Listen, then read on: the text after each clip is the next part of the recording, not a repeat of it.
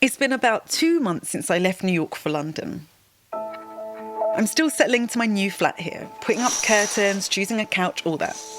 I arrived excited to be out of my tiny apartment, and now that COVID restrictions had lifted, I was excited to see people too. I'd been away from my London friends for a long time, so I knew that I needed to be proactive in re-establishing friendships here. And I needed friends after so long alone. But it was hard. Restrictions might have lifted, but my anxiety had not. So maskless faces, even friendly ones, still inspired fear. Sometimes the sun stayed out for long enough that a get-together felt safe, even joyous. But it didn't last long. After an hour, my socially isolated brain would just go kaput. I'd run out of things to say, and I'd run on home. It wasn't just that the world had changed. I had too. In the austere light of COVID, I re-evaluated some of my friendships. Loads of us did. Half of Americans said they lost touch with at least one friend during the pandemic. For me, there weren't any big fights or disagreements, just an unkind stretching out of time between texts and calls. So there were the friendships that had soured, but there were also the ones that had shifted without the help of COVID. While I'd been running up tabs around Brooklyn bars before the pandemic, friends back in London had been settling down, acquired mortgages, partners, offspring. I loved them just as much as I did before their hands were full, but they weren't as available as they had once been. After a while, my initial flurry of excitement to be newly back in London tapered off, and it gave way to a bit of loneliness. But is this just because of the move? Or is this post-pandemic life for everyone right now? I wanted to understand this all a little better. I wanted to put a number on it. What is a normal number of friends? From the TED Audio Collective, this is Am I Normal? I'm Mona Chalabi and I'm a data journalist. In my work, I use numbers to make sense of a chaotic world. But the truth is, life is messier than that. And numbers don't always tell you the whole story. Today, I want to understand friendship a little bit better.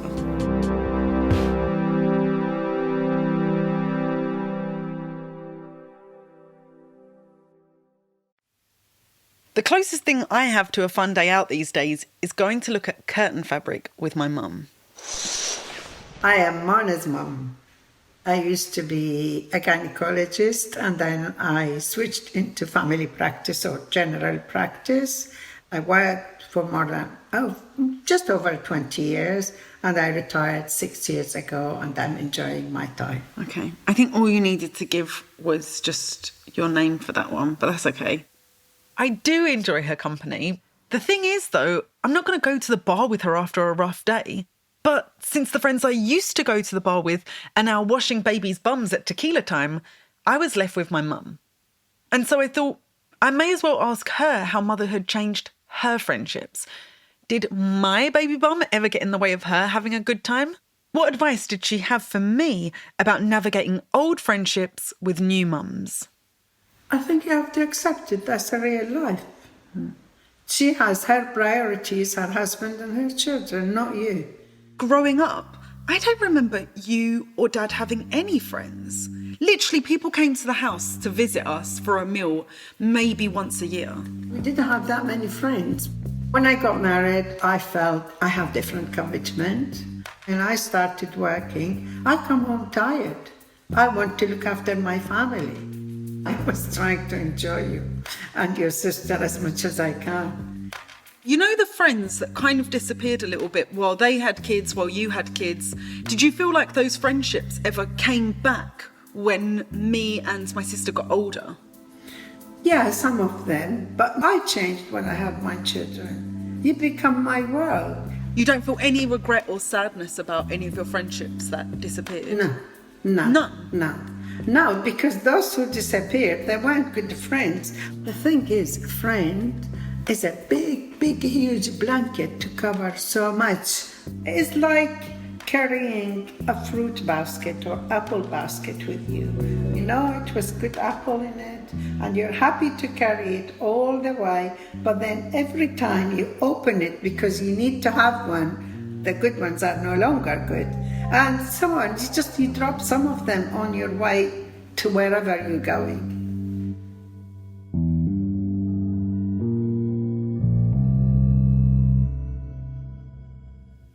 This is another one of my mum's analogies, and I don't know if I'm into it, but let's just go with it for a second. Maybe I have just dropped too many friends out of my basket. Or maybe my friends dropped me out of their baskets. And who makes it into this weird fruit basket thing anyway?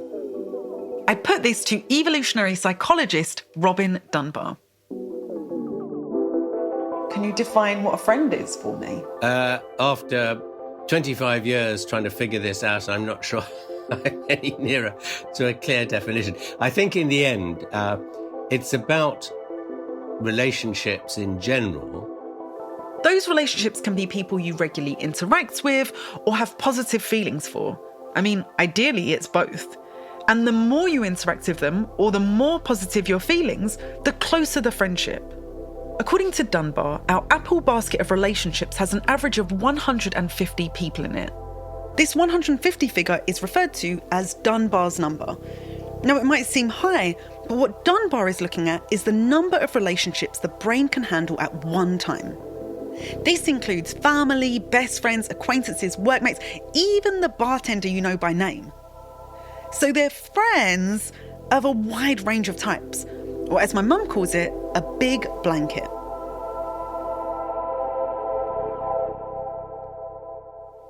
Dunbar has studied social relationships since the 70s, first in primates, then in humans. He developed the number while studying primates' social networks, and that was when he noticed that the size of those social groups was relative to the size of the primates' brains. And so I just, out of kind of idle curiosities, I thought, well, what happens if we stick human brains into this equation? And when we did that, it gave this figure of 150. And that number then just kept turning up all over the place. The figure popped up in surprising places: offices, communes, militaries, even Christmas card lists.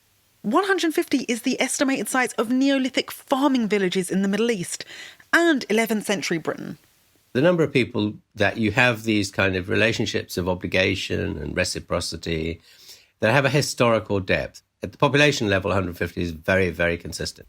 Dunbar says 150 for simplicity, but really it's a range between 100 and 250, depending on several factors. One is obviously personality. So introverts prefer to have fewer friends. They probably sort of hover around the 100 to 150 mark. If we think of time as our currency, we all have the same amount of it, but it's how we spend it that varies. And introverts... they just prefer to kind of ladle that on thick on a few friends to make sure that they're there when they need them. Whereas extroverts, they tend to spread their social capital more thinly in order to have a larger number of friendships. They trade on the fact that if somebody stands them up, they just try somebody else. Another factor is age.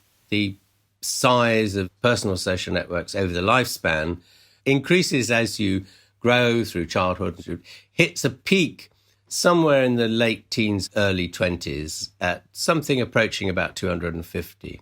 And then from about the 30s, surprisingly coinciding with reproduction, it drops to about 150, after which it remains very stable. And that's exactly what happened to me. My friends started having babies and started disappearing. Or actually, Dunbar would say they started shifting. You see, within that 100 to 250 friend range, there are layers or concentric circles.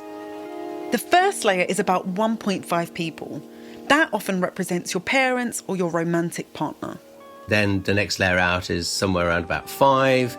We think of those as your intimate friends.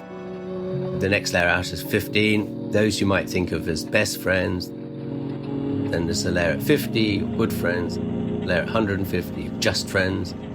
A layer at 500, which we think of as acquaintances. 50 good friends. 50. That feels like a whole lot of people. And I think this is the tier where I'm having the most trouble. And the research shows that you need to invest around 200 hours over a 3-month period to turn a just friend into one of those good friends.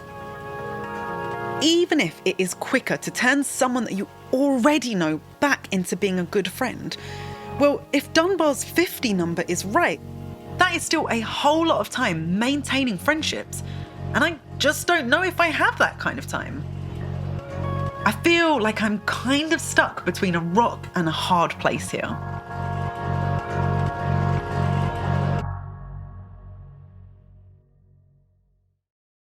The more I think about it, part of the problem here might be that some of the people who were once part of that super close friend group, maybe I just didn't do enough to keep them there. Certainly your research shows very clearly that if you fail to maintain that level of investment, friendships start to die slowly but surely. 6 months after you've not contacted them, they will have dropped down from being a good friend to maybe just a friend. And if it carries on for a couple of years, they will end up as an acquaintance. But we haven't been meeting in person because of the pandemic. So does that mean that everyone's friendships are suffering right now? The short answer is yes. Oh, God. But what about all the Zoom calls and my incessant meme sharing during lockdown? Does this mean that all of my DMs were in vain? Digital media, and that even includes the telephone, are really just a sticking plaster. By the way, a plaster is a Band-Aid. They seem to slow down the rate of decay, but they're not going to stop the inevitable happening. So once in a while, you just have to meet up again and give each other a hug. That sort of resets the relationship, if you like. And this is what I'm afraid of. Even though we can see each other in real life, I worry that too much time has passed for my London friends and I to be able to reset our relationships. But I have to say, there is something about this whole Dunbar number thing that just doesn't feel right to me. Having only 5 super close friends in my top tier feels way too few. And 50 just good friends in the lower tier feels like way too many. For me at least, it feels like I never had a life that really looked like the one he describes here. And that's even when I was feeling satisfied with my friendships. Maybe I was just never normal to begin with. Or maybe I'm misremembering my pre-COVID life. To find out, I took out the old colouring pencils and decided to plot my friends.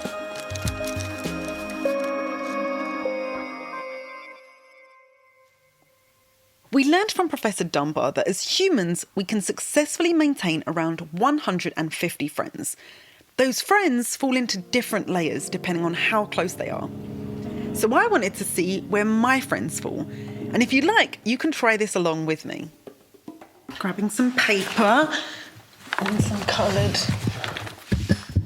pens.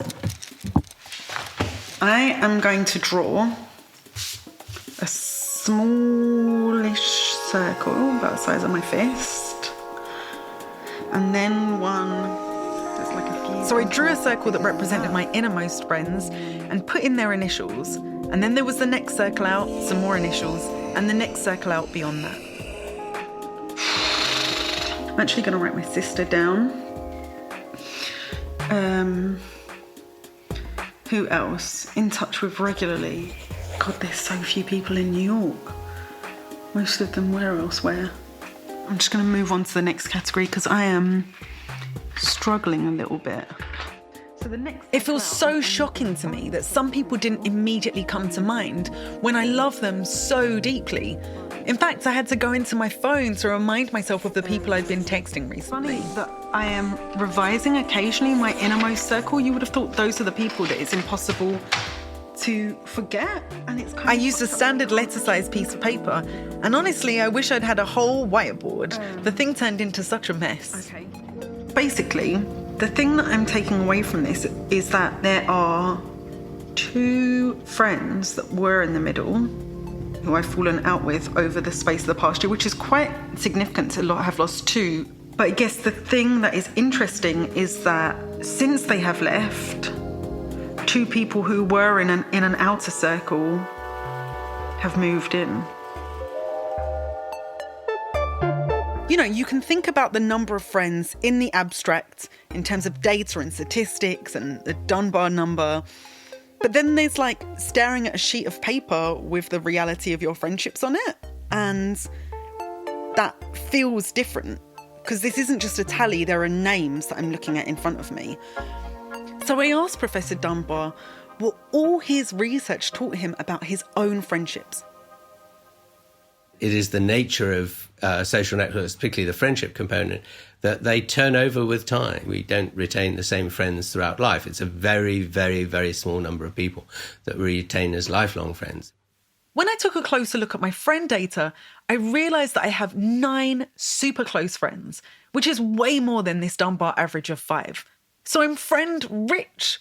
But then why do I still feel lonelier in London than I did in New York? Well, the answer might be in my lower tier of quote-unquote good friends. You see, according to William Rawlins, friends serve 3 purposes. Someone to talk to, or like look out, like nature spots. Someone to depend on. Come here. And someone to have fun with. So while Dunbar counts up how many friends we have, Rawlins' research is way more interested in why we have those friends, what they do for us. So rather than me focusing on my totals here, I wanted to better understand how my friends make me feel. My layer of super good friends, the ones who are now mostly married, are great at satisfying the first 2 qualities. Or as Dunbar puts it, they're those relationships where you know the person in some considerable depth so that when crisis happens, the cavalry will come racing over the hill straight away. But they're too busy for their other friend purpose, the fun part. See, my lower layer of good friends in New York was huge, and they were the fun ones. I could call them up for a drink, to go dancing. They were the Friday night cavalry. But they weren't necessarily the Monday morning I am so depressed cavalry. In London, I don't have enough of the fun friends. I had been really worried about how to have fun with my existing friends. But really, what I needed to do was to find my new floozies. While I'm digging into the numbers, I realised that I don't have enough friends to just have fun with. It wasn't simply the number of friends, it was also the type of friendships that weren't fulfilling my needs. And I think this is a really important point. When we're trying to figure out if something is normal, we tend to gravitate towards averages. But an average, which is what Dunbar's number is, doesn't actually tell us what normal looks like. Normal and average are not the same thing. And I'm not even getting spiritual with you here. I'm getting statistical. See, the average just takes all of our deeply varied experiences and flans them down into one number. Let's say you have a group of people. Some of them, their favourite fruit is plums, and others prefer apricots. The average favourite fruit there is not a plumcot. That tells us nothing about the actual people we are looking at. See, for me, it wasn't the average, it was the qualitative data that really helped me to understand what I needed. And if you did your own friendship mapping, when you look at your drawing, are you seeing what you need in life? In doing this exercise, I noticed something else. That shifting that had happened between the layers. In losing 2 friends, I gained 2 others. So maybe I just needed to trust that I will always have 9 close friends. They just might not be the same 9 friends, as sad as that is to accept. Do you think that, changing friendships is just a natural part of life? Yeah. I was curious how my mum's friends fluctuated throughout her life. How many friends did you have when you was in your 20s? Probably 2 or 3. What do your friendships look like now that you are in your 70s? Since I retired, and I have met recently some friends some of them are surprisingly younger than me, but they are very good, very much caring. And there are people that I didn't do much for them, but they seem to be doing a lot for me. Do you have friends of different ages? Yeah, I have friends who are 20 years younger than me. And her young friends, they're her fun friends. We go out, and if I go out with them, they just treat me like a princess. They love me and I love them. What more I want from them?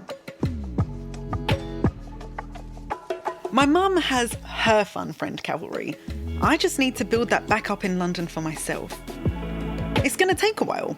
And in the meantime, there's always my mum. Hi, Mona. Just seeing what you are doing tonight. I'd like to know if you are free to come look at paint sample with me. Call me back.